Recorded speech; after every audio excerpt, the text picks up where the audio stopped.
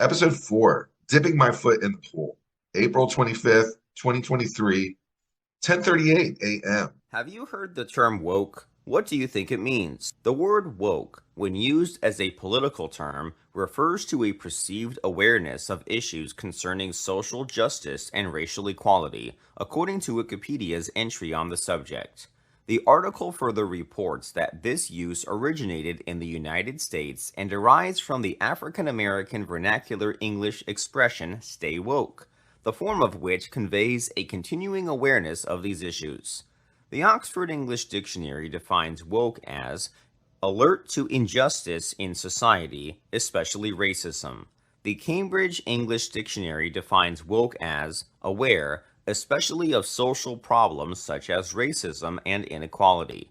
Over time, however, the meaning of woke has shifted so that the word has come to suggest a sarcastic version of what it originally meant. Indeed, according to the Urban Dictionary, woke means the state of being pretentious about how much you care about a social issue. Those who would broadly consider themselves woke have been criticized for their sending of occasional Twitter tweets calling for social and racial justice, but never making concrete efforts toward effecting lasting change. To summarize, some people say that being woke indicates awareness of social issues, while others deploy the term as an insult. There's a fragrance that's here today, and they call it Charlie. A different fragrance that thinks your way, yeah, they call it Charlie.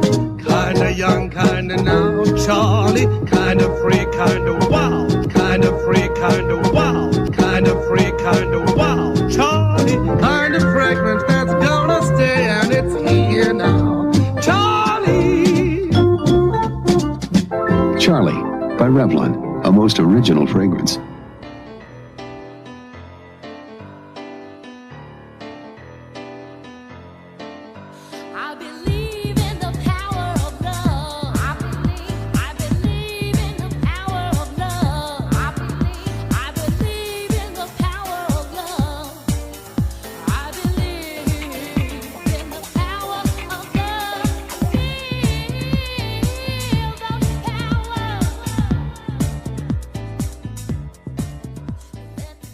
Today on Something Came from Baltimore, it is another episode 4 of Kinda Free, Kinda Wow.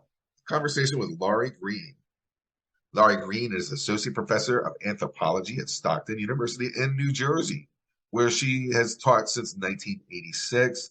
She is the founder and chair of the LGBTQ Youth Safe Space initiative at Stockton University and is an advocate for the local LGBTQ community and author of Drag Queens and Beauty Queens, Contesting Femininity in the World's Playground.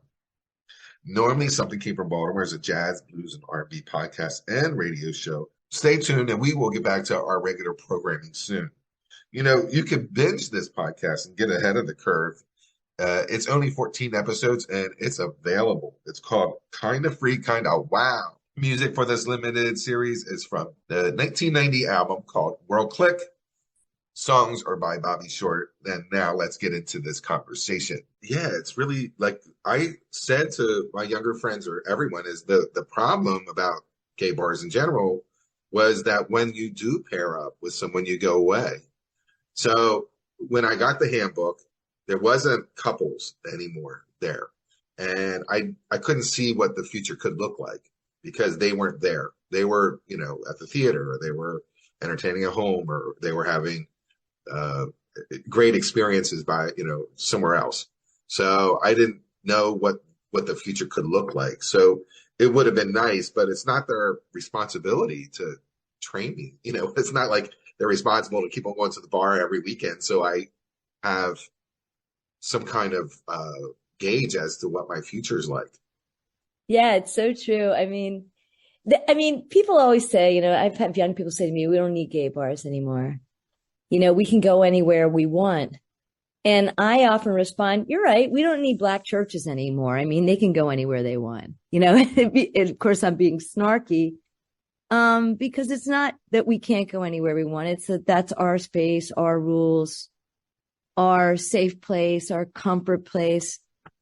we can really be ourselves in those places in a different way than we can be no matter what our confidence, then we can be ourselves in, you know, a heterosexual environment or just a mixed sort of an environment. And, I miss it. You know, I miss, that feeling of being in my place.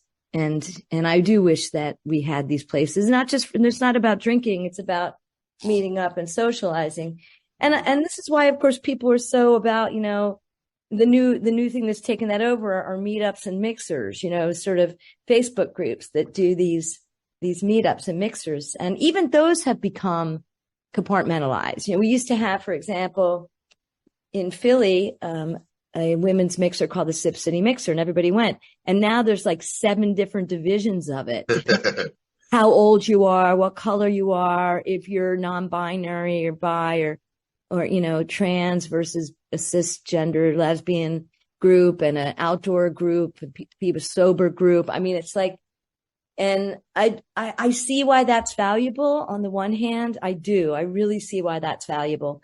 And on the other hand, again, it makes me a little sad because I wish we didn't need to have those divisions, but I think we do right now. But I wish we didn't need it because it would be nice if we could all enjoy each other, even though we don't share all the same experiences. One thing after the pandemic that it made me realize is that those meetups are everything. You know, I went to LGBTQ. Oh my God, I'm missing a letter.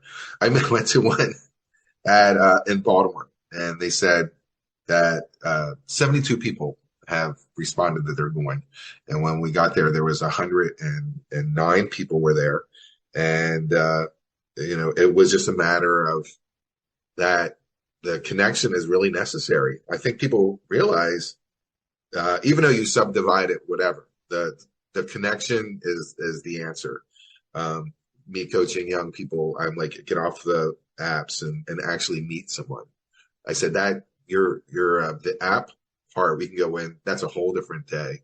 But, you know, that app, you can be whoever you want, but when you see someone, they're right in front of you, and then you can see how they talk and they interact with you, and that's more valuable, and they have like interests. They're there to meet people too. They're there to interact with people. It's amazing. It's unfortunate that that's what we have now, but I totally recommend meetups. Yeah, I mean, I see how valuable it is. Of course, people are going because they, as you said, you know, I think rightfully so, they crave these interactions. They crave community. But it is a necessary thing, you know, as someone who's more of an advocate or an activist by nature. It's a necessary thing or underpinning for activism or advocacy to happen. You know, you have to bring people together before you can have work toward a common cause. My frustration sometimes comes in because people are into the getting together, but not into the next part. Yeah. And it doesn't, I guess part of my frustration is I feel like if we don't look at the next part, we won't have the right to get together. And I think we see some of that happening now, you know, with a lot of the laws that are really pretty scary, you know, not just against LGBTQ people, but against, you know, women in terms of abortion regulations or restrictions. You know, these things, we can get together and party all we want, but if we don't actually do something to stop this from happening, it's going to happen, you know, and one day we're going to wake up and see that we don't have those same rights that we took for granted while we were having a great time, you know. So I always hope that people understand that community building is the first step, you know, to the kind of work that we unfortunately still need to be doing. Well, it circles back to your discussion during the AIDS period. So I consider myself an activist back then. I was in ACT UP. I did whatever I could, you know, to help move legislation or like people's ideas. I was there. Felt like I needed to be there. Now, activism just has a it just feels like a burden to people, I think, where you're like, okay, well, I marched, I marched for Black Lives Matter multiple times. I, I go to church, and when church is over, I walk away. I'm a Quaker. There's tons of events afterwards that I could get involved in to make Quakerism a better thing. It's really weird. Like, I'll poke my head into things now and I won't commit any further. Now I did do the Be Visible, and that to me is a commitment. But at the same time, I was afraid of scaring people away. My Be Visible was, okay, for people that don't know what we're talking about, Be Visible was just a meet and greet group that we created, and I found that I could scare people away if I talked about activism. Like, let's go another step, and it scared everyone. And I didn't want to scare anyone. I just wanted people to just be in one place and enjoy each other's company, and then come back next month. I mean, there was a time that I was like, hey, let's get a little activism. Let's hold hands and walk down the boardwalk. Let's do something. It's like, and I scared the crap out of them. And I was like, okay, I don't want to scare you. I just want you to be a group. Whatever it takes, just to be a group. Yeah. Yeah. I hear you. And, again, nobody likes hanging out more than I do. And nobody enjoys seeing new friends, recognizing that we really do have numbers here. We just don't know where each other are sometimes, and that's so valuable. But yeah, my inclinations are to translate that into something larger, and it is something that people, at worst, the reactions that I've got to it is that I'm being divisive. I've heard that. And that's the worst thing I've heard about it. Some people, it's like, oh, come on, Laurie. We're trying to have fun. Yeah. Doesn't that just shut yes, we're trying to have fun. But I have had people who, I love and admire. I've lost friendships over it, frankly, where they've felt that I was divisive because I had strong opinions about how we needed to take this, and doing something about things, and and I think it was the opinions. I'm not sure. It might have been a little bit because I'm a woman, and us having opinions isn't taken so well sometimes. We're much more easily labeled as opinionated or bossy when we express ourselves that way. But I find that, I don't know, maybe I find that sad that when someone points out things that aren't right in the world, that it's seen as divisive, don't rock the boat sort of a thing. And it's more than ever now, because we did the first gay on the beach, where just come on out and sit on the beach. This was 2011, and I called the paper, and they did an article. We were front page, and we had this big article. And this is before social media really hit, and they had their website, and the article stayed up for a month or two, and people were writing stuff like I should die, and that just horrible, horrible things. And they can do that in their privacy, and be hateful. And I would go into the comments and I would say, this is inappropriate, take it down. And then I just went to the paper. I said, I feel that you're creating traction off this article about allowing people to hate on us and on me, and that you need to take the article down. I said, you're doing it to draw attention and create attention. Now, that's my personal experience. But yeah, you might be right. It's interesting how, to be an activist, you really have to put yourself out there, and then stay out there. You can't, like, that's what I'm saying. Lately, I've been just dipping my foot in the pool and saying, okay, I did it. But I don't commit to anything. And how to get people who are kind of like, I'm on the fence, but yeah, I've been burned but in the past. And also people act like they don't have time for anything. It's like, I don't have time for this.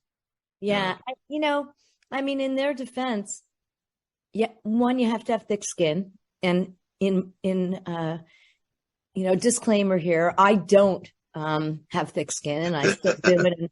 And I'm not a particularly, I can, it has a bad impact sometimes on not only me, but maybe the work that I try to do, because I can get emotional. I let my emotions sometimes get the best of me, which is, I'm sorry about that. And I wish it wasn't the case. Although I'm getting a bit better at it. But the other thing is it can be heavy, it's a burden, because it is, and I'm so glad you said that. You can't go once and be an activist. You have to go and keep going. You have to stick with it. And it gets exhausting, in their defense. Yeah.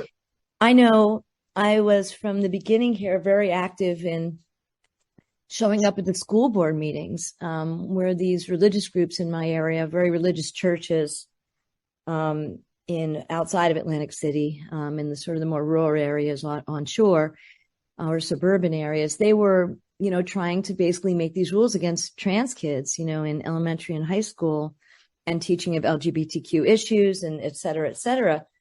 And a friend of mine who used to be my student, Miko, he asked me to come. I said, absolutely. And I started going to every one of these meetings, and, you have to be able to stand having insults hurled at you. You have to be able to stand, me as a mom, I have 3 kids, watching people attack these young children, I think was the worst thing for me in terms of my emotional response. And just feeling like, wow, how can you be so cruel to this child, in public? And they, it's a heavy thing. You don't go home and sit down and have a glass of wine and feel better afterward. And I do understand why people, don't stick with it. And, but for me, it's like, if it's wrong, I have this uncontrollable need to scream about it. And, again, maybe it is my improper emotional control sometimes that makes me need to do that. But I just don't understand why everybody doesn't feel that need, to just scream about it. I mean, it's just, the things that are, things that we can't change things by going to one meeting. I mean, it's got to be a fight. Nothing changes that's set in the culture without sustained effort, and that's what these things are. They're set in our culture, and people are afraid. They're all fear-based things. Yeah. They don't understand they're afraid of.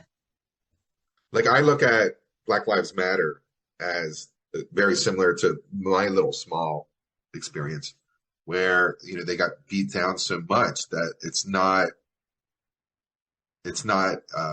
in your face anymore. Like, I don't go to any Black Lives Matters because there aren't anyone.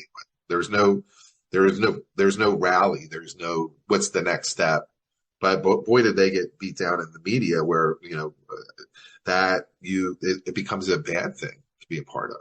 Yeah. And people, I mean, like I said, it takes a lot of energy. So people get tired, and they get tired of getting beaten up, and they think, I already fought this fight.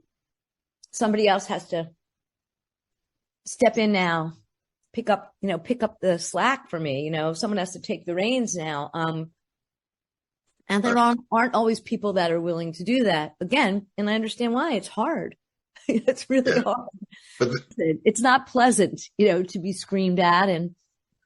And for me, I have physical remnants of that. Like, I make myself not sick, but I make myself physically unhappy after I sit in a room all, for 3 hours with those people, So I get it, but it still has to be done.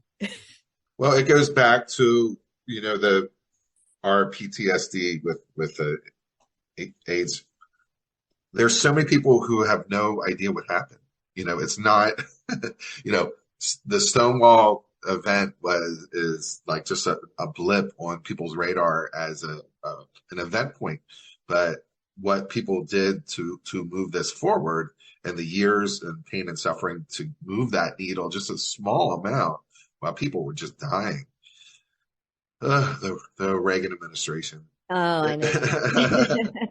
Just made me sick. But but it's just that activism was life or death. And what we're going through right now, we become an alarmist if we're saying it's life or death. Like Right. our rights are being taken away right in front of us, and it's life or death, and we're not alarmed. I think, again, this is not unusual. I mean, if you look at, like, not to make a comparison to the Holocaust, I don't mean to make a complete comparison, but if you looked at the years in Germany and the regime leading up to the Holocaust, Jews stayed because they just didn't believe it would happen. It wasn't that they didn't see it happening. You just can't believe that things could go backward, I think. And I think it's similar right now. I hope it doesn't go as far as that we have all these rights taken away again. But it could very well happen. I mean, it's happened in some states, so, they're trying to outlaw abortion, period, in the whole country. I mean, I feel like I'm in 1950 again. It could happen. But sometimes I think it takes it actually happening before people get it. It's happened. It's happened, right?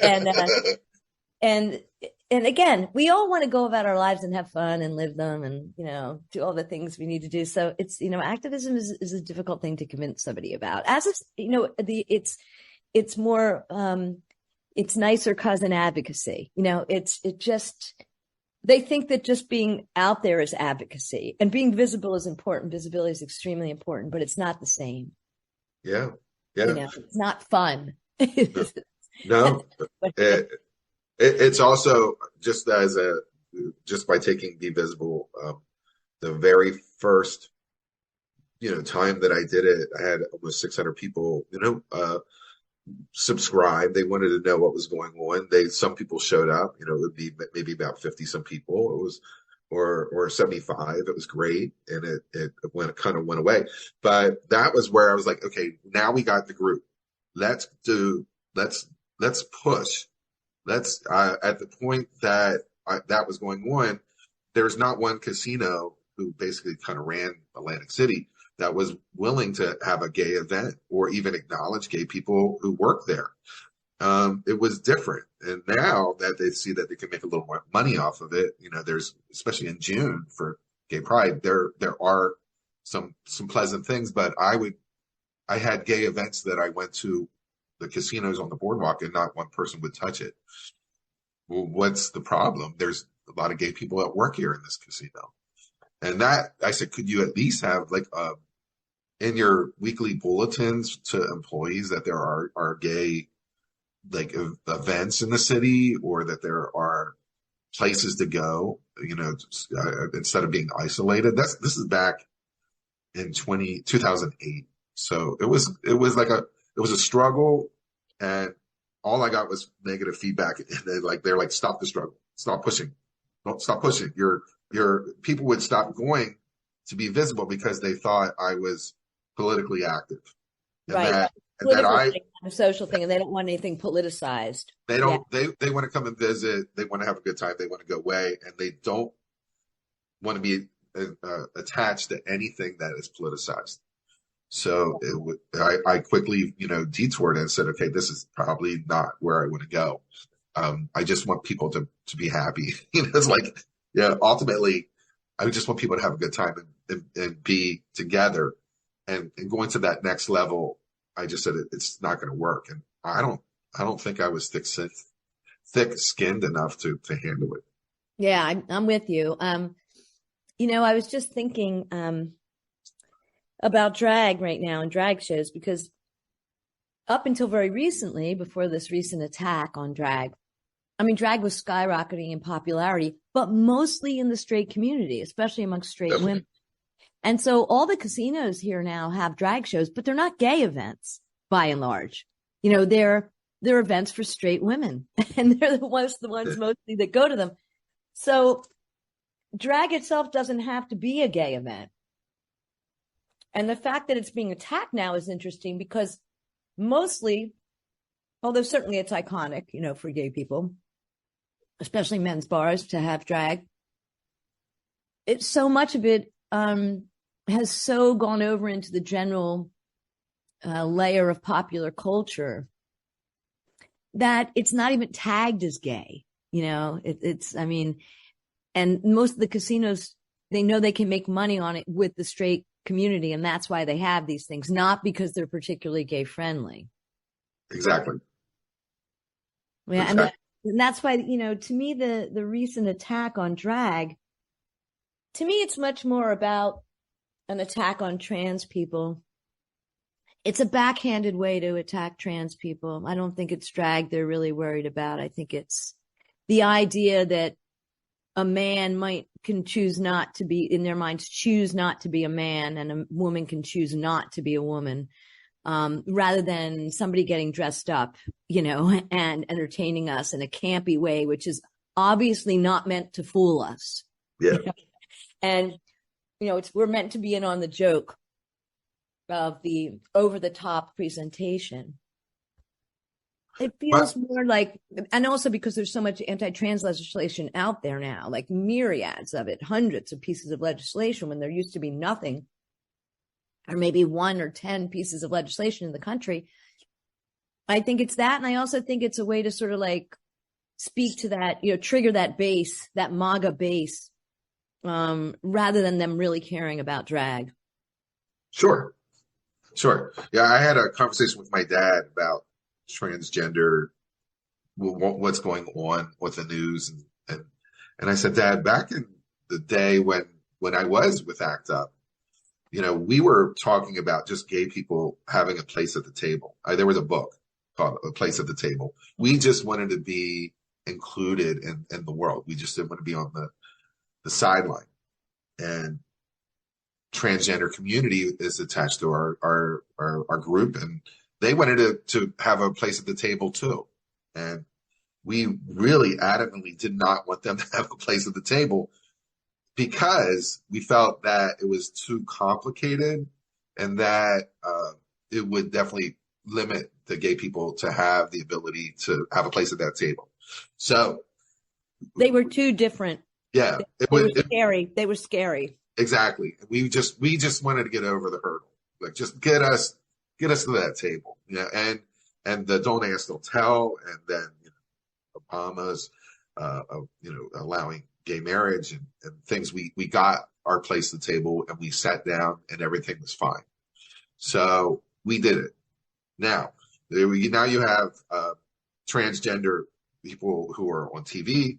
You have transgender people in RuPaul's Drag Race. You have transgender people everywhere. Like, I see people who are transgender in the Baltimore area often, and that the idea that this is some kind of weird thing kind of went away. I knew people who transitioned, and I saw them as their previous self, and I could tell they were not happy. So I get it, but it's definitely a political thing. When it used to be like there were coded messages about Black people, then it was coded messages about gay people, and now to spark the hatred or the distrust of our population, now it's coded messages about transgender. And well, it's not coded; it's just blatant out front. Wait, well, people, I think what the gay community, absent transgender individuals in this case, when I'm talking about it, was afraid of in excluding, I think unjustly, a part of its community at that time was, to them, it's like people already think we're freaks. Yeah. And these people are so freaky, we can't explain to them that they're not. Like, so they became like the example of how we're sick and yes. we're freaks and yes. we're not normal. And so the gay community wanted to separate themselves from the trans community because they felt that they were an impediment, as you said, to finding that place at the table, being looked at as somewhat normal. But that is a stain, on our queer history, because we basically threw one of our group of our members under the bus for the benefit of the rest of us. And I think that it is time. And I think the trans activism is right in saying it's time we change that. We corrected that. And I feel it's one of my things. I feel very strongly. And by the way, I get a lot of, I've just resigned, only because I've done my stint and I'm ready to hand it over to others from, leading the gay organization that we founded here in Atlantic City about 3 years ago. But I get pushback from trans individuals in my community all the time that we're not doing enough and we're not this. And, they're right. Because it's still hard to convince people. Mm-hmm. They see what they're as bitching all the time. They don't have things, instead of understanding that we threw them under a bus and there's a lot of hurt feelings and they're the ones being attacked principally now, and that we should all be screaming and yelling. A good example of that, the activist part of me, we should all be screaming and yelling about this injustice. Yeah. I believe when we were talking about being compartmental with the gay community in general, that when it came to trans, like you hear a gay male, you can disregard lesbians, you can disregard socioeconomic things, and you can definitely disregard transgender, people, and not incorporate them into your lifestyle. It's actually encouraged in the gay community. When I was raised that they're doing their own thing, and if they can be in the corner of our gay bar, and we've pushed them aside so much that I don't think a lot of gay men, I'm speaking for our gay community, I don't think they even understand the needs of transgender people, like what they're really asking for. I believe that a lot of people just dip their toe in and say, yeah, I support transgender people, but I don't know what I don't know what they want. I don't think they even I don't even think they do the research to know what they want. I think that's so smart what you just said. It's so insightful. I agree with you. I don't think gay men, I like to think, and I don't think it's true for most, I don't think gay men want to be disengaged from trans people. I think they don't know what they want and they don't care to ask. I think they're intimidated by outspoken trans people, especially trans women, who tend to be much more outspoken because, let's face it, they have the experience of previously being men. And so they're much more likely to be outspoken about these issues. But they're also more visible, because trans men can often, pass more easily than trans women can. And that's just a matter of hormone therapy. It's a reality of it. And I agree with you. I don't think that we take the time to really listen most of the time to trans people and what they need and understand where their feelings come from towards the rest of the community. But I do, again, think that it's very, very important. And I think trans men just go, gay men, because I've heard it over and over. Oh, well, they're going to bitch about everything. They're going to, of course they bitch. They're going to bitch about everything, whatever, but let's just go on with what we're doing. But that's obviously not helping us either help the cause of trans individuals, nor is it helping us bring our community together. So again, it's hard. Bringing people together isn't fun.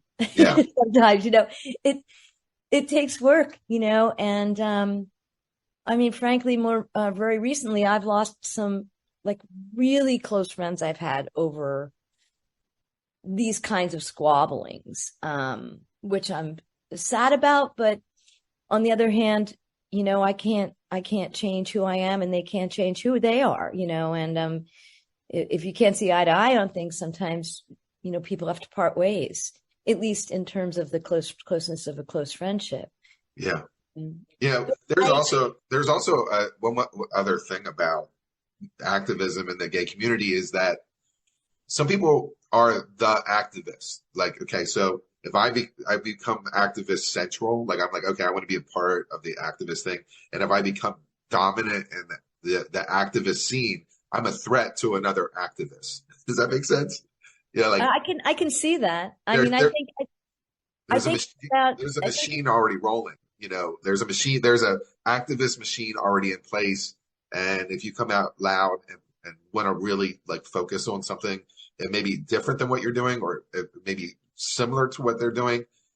They're gonna cut you down because they're the activists. Yeah, that's a shame when that's just about ego, unfortunately. We're all subject to that if we don't watch it, right?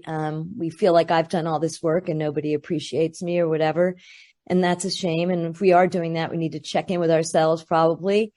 I've been in the situation before where I've not understood why people were resentful of somebody who was being an activist. And one of my friends said something really, really insightful to me, who's much smarter about people than I am, because I think as somebody who's at least constitutionally shy, sometimes I don't look at people as carefully as I should, because I like to sit back a little more, but she's very, very smart about people, very smart. And she said to me, Laurie, sometimes you work and you make a space for people that wasn't there before, and people walk into it and they say, this is a nice space. And then they say, this should be mine, and they just sort of grab it and use it for their own purposes because they're thinking, well, why should she just have this space, and, the person making it has none of those intentions necessarily. But other people see an opening and they're like, well, we should all be in this doing what we want in it, and again, it's just, it probably is human nature, in a sense that, and human ego, that we all have to, all of us, including myself, have to battle in order to cooperate with each other, and share, in the success and, not have expectations about being thanked for things. That is one thing I think my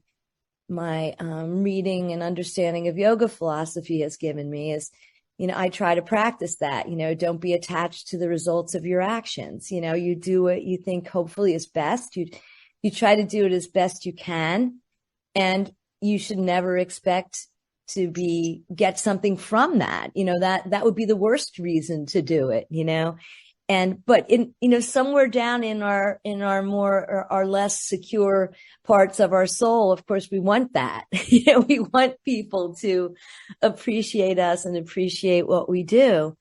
And I think that's just part of, a human conundrum. How do we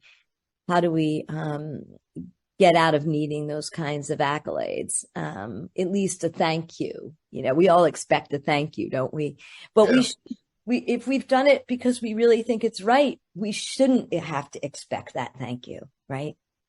We should just be happy that we've done what's right, that we have accomplished something that's right. And I think that's where a lot of those hurt feelings come in, Tom. I think when you go into a space as an activist, like you were saying, there's already somebody there. I think sometimes they read that as, what, you don't appreciate what I've done? What I've done isn't enough. And again, this is all about our struggle with our own egos, and our need for acknowledgement, and our need for, people telling us that we're doing a great job, and those are things that we should be aware of. I know I'm not good at this, but I try very hard to check myself, when I go into that place of being like, well, why are they not appreciative, or why are they yelling at me? Or, because they're people. That's why, all I have to know, this is my mantra, but it doesn't always work. All I have to know is that I did the best I could about something that I feel very strongly about. That's great. This is interesting. Like, this is that I feel like if someone wanted to be like standing back from our conversation, if someone wanted to be an activist or be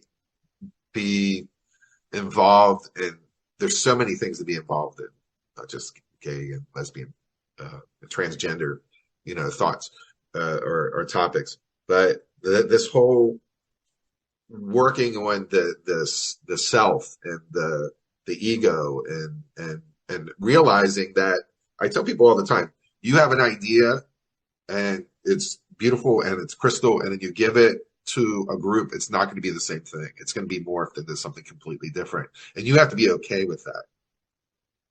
Yeah. I mean, again, I mean, just on a personal note, I've recently struggled with this, and I've been on a number of nonprofit boards. I enjoy work generally in nonprofit work. And, there's often drama in nonprofit boards. People are all volunteers and it's a fairly thankless job. And there's always struggles for money and things like that and getting people to do work. But, I've recently been in a situation where something wasn't going right and I needed to step back. I needed to go, you know what? Me staying on this board is not healthy for this board. And it wasn't an easy thing for me. Because I'm the kind of person, I'm like, my friend Jean calls me a high functioning person, that if I say I'll do something, it's done, or I'll tell you I can't do it. And generally speaking, I'll do it. And if no one else will do it, I'll step in and finish it. And that sounds like a good quality, but sometimes it's not, sometimes it's very overwhelming for you. It's perceived by other people as me taking over things or thinking, and I see why they see that. And that's the moment when I have to look at myself and go, you need to step back from this. If it doesn't get done perfectly or it doesn't get done at all, that's okay. It can't be on you. You doing everything doesn't make a healthy organization, right? A healthy organization was when people cooperate. And so sometimes that getting it done personality that I frankly have is counterproductive to the growth and the good functioning of an organization. And I have to be in a place where my ego can recognize that. And I don't get hurt feelings about it. And that's hard. That's a hard, Yeah, for me, it's hard. Yeah. We're at 1 minute, 35 seconds. All right. Okay. Now I did book you for another one, but I have to head out. I gotta, I'm digging this. This is going into places that I really didn't expect, which is awesome. I think it's passionate. It's fun. Yeah, this is fun. I'm having fun talking to you. I don't know if there's good stuff in it, but I'm having fun talking to you, and I think these are important issues too. I mean, it's funny you brought this activism thing up because literally I've just struggled with this last week. I took myself off a board and it was very hard. I mean, like I went through an emotional roller coaster and it's all about me. Yeah. Now let's listen to Bobby Short live at the Carlisle. It's Losing My Mind.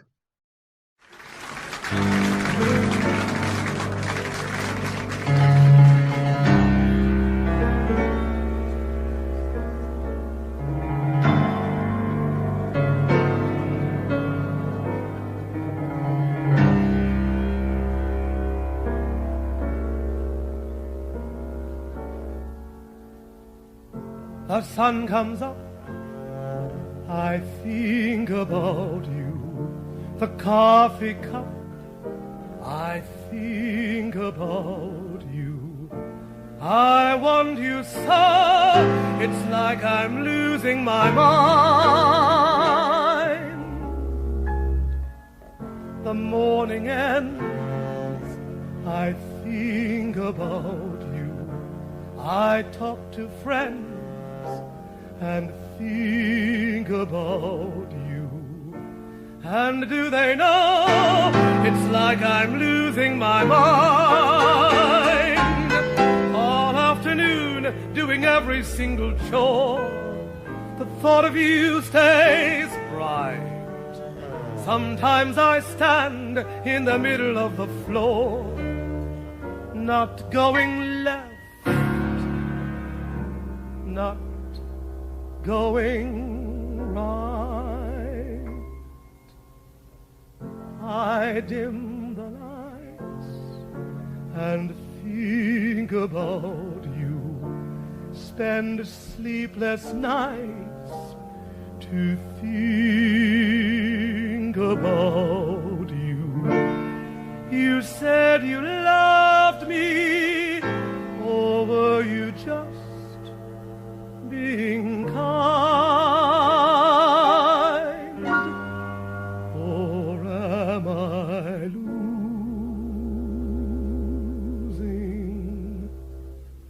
my mind? I think about you.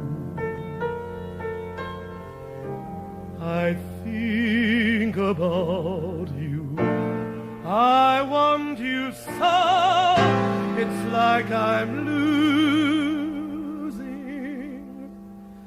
my mind.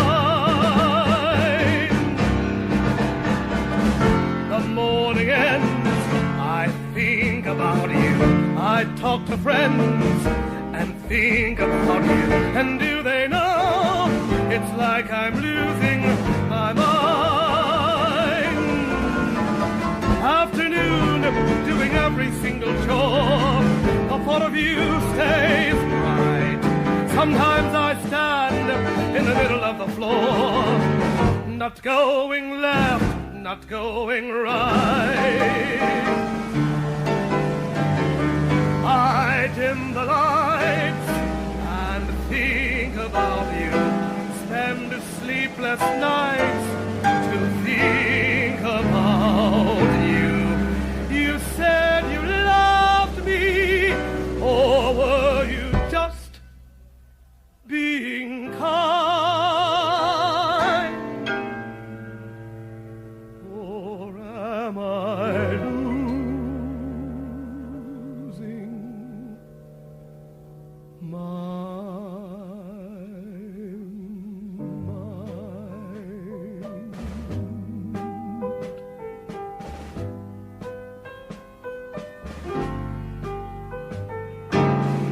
You said you loved me, or were you just being kind?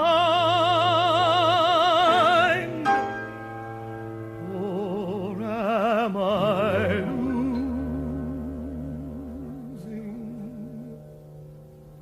my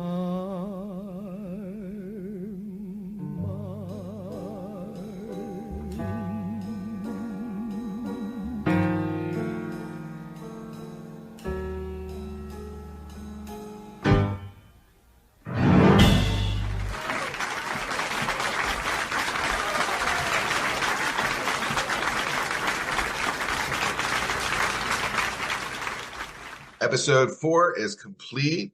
Next up, episode 5. Things don't happen overnight.